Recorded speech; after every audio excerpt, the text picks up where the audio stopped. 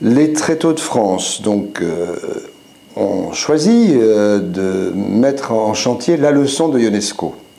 Je voulais que nous fassions ce spectacle parce qu'il s'inscrit dans une démarche que j'ai nommée tout au début de ce premier mandat sur ce qu'on appelle l'emprise des cerveaux et le passage à l'acte. Voilà, ce sont deux choses très caractéristiques de nos sociétés, le passage à l'acte, dans de nombreux faits divers que l'on lit ou que l'on voit régulièrement dans les médias, et puis l'emprise des cerveaux, qui est un fait de société.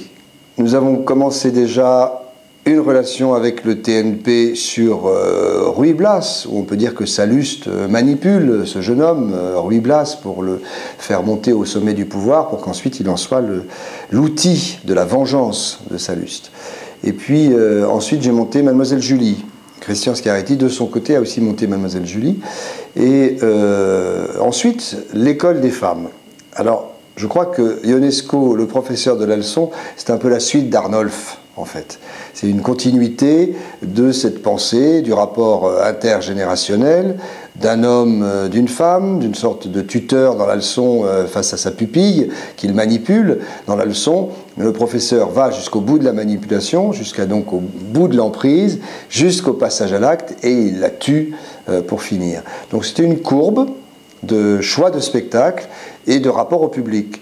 C'est une façon aussi de parler d'Ionesco différemment, parce que souvent on a cette pensée que c'est une pièce un petit peu d'entrée, vous voyez, une pièce d'une heure, alors que là elle est développée, elle est dans sa forme large.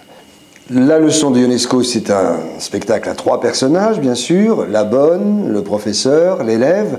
Nous voulons rester dans l'insolite. C'est d'ailleurs comme ça que Ionesco nomme son œuvre, plutôt que absurde. On a souvent appelé théâtre de l'absurde, mais pas Eugène Ionesco. Il nommait insolite. Et il donne une certaine indication, si l'on lit ses notes dans les journaux, il dit que ce qui est grave doit être joué avec légèreté et inversement. Alors c'est souvent le cas, mais particulièrement pour cette pièce, parce que le texte est volontairement burlesque, décalé, mais si on le prend dans une vérité, dans une sincérité, il résonne totalement différemment.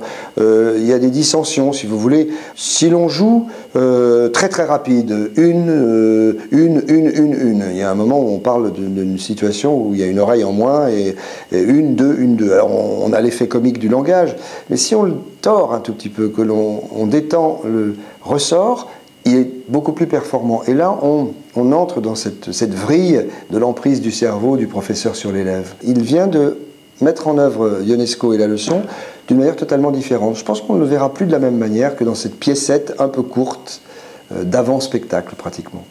Alors si on parle de la forme, pour ce qui concerne les Tréteaux de France, il y a un honneur et une obligation qui sont d'apporter à tous les publics de France le même spectacle.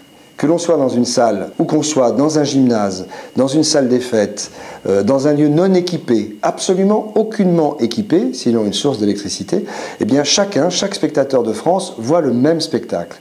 Parce que le dispositif demande à ce que tout soit posé au sol, toutes les lumières, l'ensemble d'une boîte complète de magie théâtrale qui va proposer dans un champ, s'il le faut, en plein air, comme dans une salle peu avenante, ou comme dans un théâtre tout à fait équipé, le même spectacle pour chacun, partout.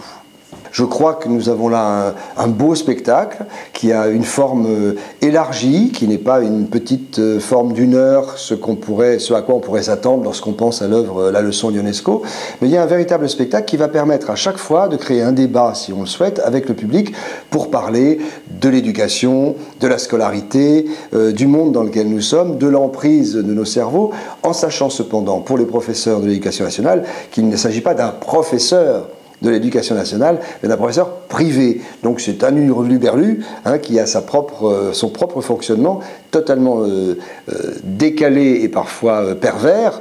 Et évidemment, ça ne s'adresse pas, ça n'est pas une critique de l'école, mais de l'emprise de l'adulte sur l'enfant et de celui qui croit savoir sur celui que l'on enseigne.